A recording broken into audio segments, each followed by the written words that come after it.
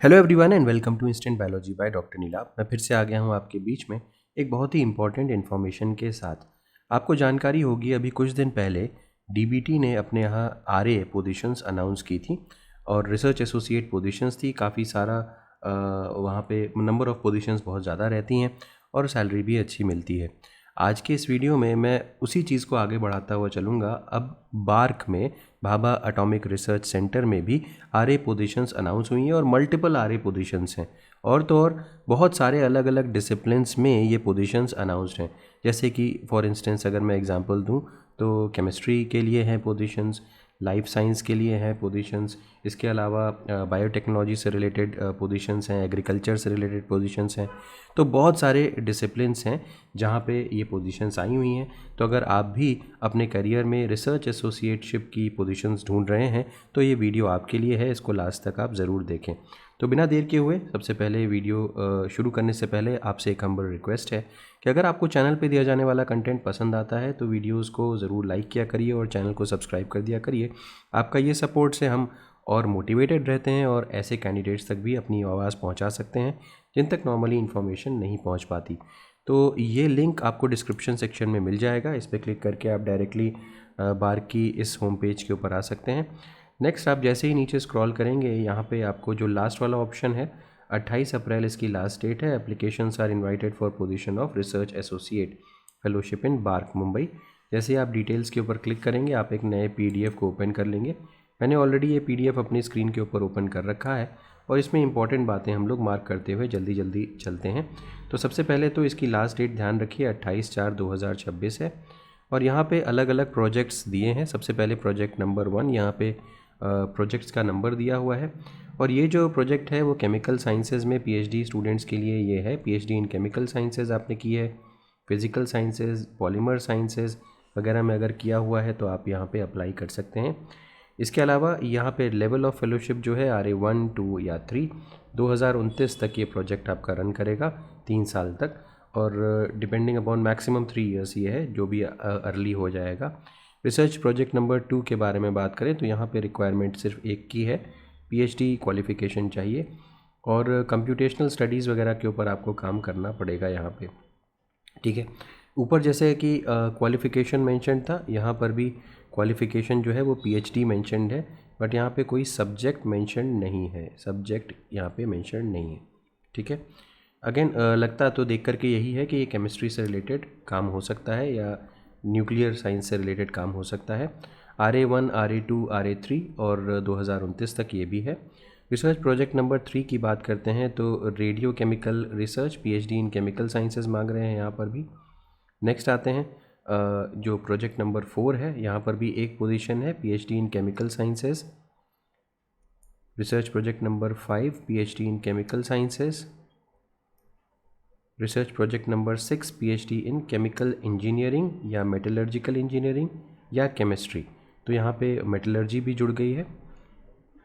Next आ जाते हैं project number 7A, यहाँ पे एक पोजीशन है, पीएचडी अगर फिज़िक्स में हो या फिर बायोफिज़िक्स में हो तो यहाँ बायोफिज़िक्स वाले भी अप्लाई कर सकते हैं। 7B पे आते हैं, यहाँ पर भी एक पोजीशन है।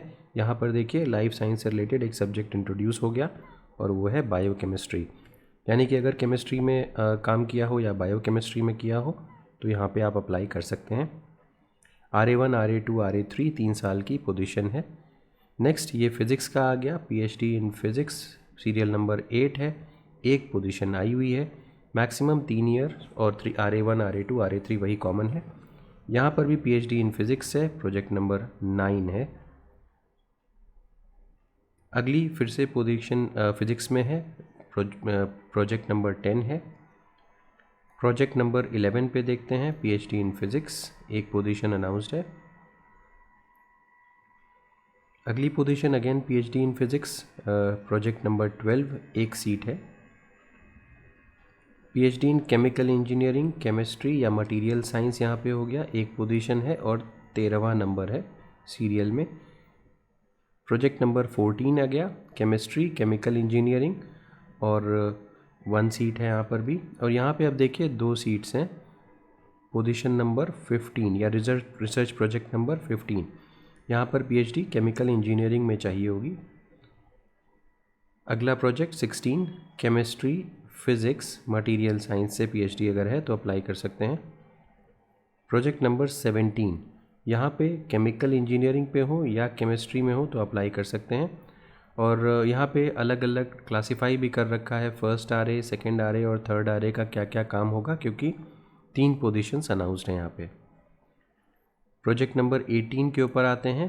2 पोजीशंस हैं, केमिस्ट्री केमिकल इंजीनियरिंग और मटेरियल साइंस में। यहाँ पर भी दोनों को अलग अलग क्लासिफाई कर रखा है, फर्स्ट आरए और सेकंड आरए का क्या काम होगा। पोजीशन नंबर 19 2 सीट्स आई हुई हैं। यहाँ पर भी केमिस्ट्री और केमिकल इंजीनियरिंग फर्स्ट आरए और सेकंड आरए का अलग अलग फंक्शन दिया हुआ है। यहाँ पे आ जाते हैं प्रोजेक्ट नंबर 20 4 सीट्स हैं पीएचडी केमिस्ट्री केमिकल इंजीनियरिंग में। 21 पे आ जाते हैं। यहाँ पे BTech BE MTech ME electronics and telecommunication second, ये फर्स्ट आरए का है और सेकेंड आरए का भी यहाँ पे मेंशन्ड है। ये दोनों चीज़ें आप चेकआउट कर सकते हैं। ओके, तो अब आ जाते हैं प्रोजेक्ट नंबर 22 पे। यहाँ से देखिए लाइफ साइंस का शुरू हो जाता है।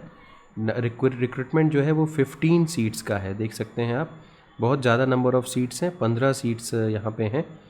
PhD in agriculture, biotechnology, biochemistry, microbiology, molecular biology, genetics, botany, zoology, तो काफ़ी सारे लोगों को यहाँ पे एलिजिबिलिटी दे दी गई है। और अगर आप देखें तो 15 सीट तो इसी की हो गई। इसके बाद नेक्स्ट 23 और यहाँ पे 4 सीट्स हैं। पीएचडी इन केमिस्ट्री की 3, पीएचडी इन बायोसाइंस की 1 हो गई। और यहाँ पे जो बायोसाइंस वाला है वो 4th आरए होगा और फर्स्ट सेकेंड और थर्ड आरए केमिस्ट्री पे काम करने वाले होंगे। नेक्स्ट आ जाते हैं नंबर 24 पे, ये भी फिज़िक्स के ऊपर है, ठीक है, चेकआउट कर सकते हैं। एक बार बायोलॉजिकल साइंसेज वाले को दोबारा से देख सकते हैं, क्या क्या प्रैक्टिकल एक्सपीरियंसेस आपके पास होने चाहिए, और डेटा कलेक्शन का नॉलेज और रिसर्च पब्लिकेशंस वगैरह के बारे में भी आपको आइडिया होना चाहिए। तो ये हो गया 24 मैंने आपको बता दिया फिज़िक्स में है। 25 भी न्यूक्लियर फिज़िक्स में है। 26 देखते हैं, यहाँ पे आपका UED and development of novel machinable permanent magnets, तो बेसिकली ये बायोलॉजिकल साइंसेस का नहीं है। तो इतनी सीट्स यहाँ पे कुल मिलाकर के आई हुई हैं। इंटरेस्टेड कैंडिडेट्स में apply in the prescribed format, अभी मैं आपको फॉर्मेट दिखा दूंगा, with complete biodata, 1 set of photocopy of marksheets and degree certificates. ये चीज़ें आपको अपने फॉर्म के साथ अटैच करके भेजनी पड़ेंगी। कहाँ पे भेजनी है? यहाँ पे, deputy establishment officer, recruitment 5, central complex, BARC, Trombay, ठीक है। और जब आप अपना एनवेलोप के ऊपर रिसर्च प्रोजेक्ट नंबर ज़रूर मेंशन कर दें। Candidates apply separately for each research project, ध्यान दीजिएगा, हर रिसर्च प्रोजेक्ट के लिए आपको अलग से अप्लाई करना है और सेपरेट सेट ऑफ डॉक्यूमेंट्स आपको लगाने हैं। अगर सैलरी के बारे में बात करें तो RA1, RA2, RA3 की सैलरी अलग अलग यहाँ पर दी हुई है, अच्छी खासी कंटेंजेंसी भी है, तो अच्छा ऑप्शन है, यहाँ पे आप अप्लाई कर सकते हैं।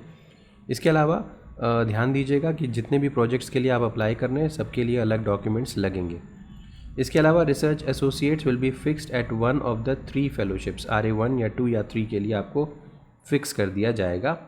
और किस बेसिस पे ये ऐसा होगा? Quality of PhD thesis, post PhD research experience and performance in the selection interview, ठीक है। कैंसिलेशन ऑफ कैंडिडेचर वगैरह यहाँ पे मेंशन्ड है, इंपॉर्टेंट नोट्स मेंशन्ड है, आप चाहे तो उसको देख सकते हैं।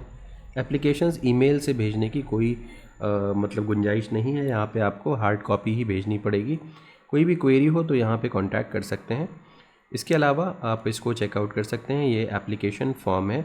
इस एप्लीकेशन फॉर्म को प्रॉपरली फिल करके आपको अपार्ट फ्रॉम द ये एप्लीकेशन फॉर्म आपको अपने डॉक्यूमेंट्स भी भेजने पड़ेंगे। मैंने पहले ही दिखा दिया था कि किस एड्रेस पे आपको भेजने हैं।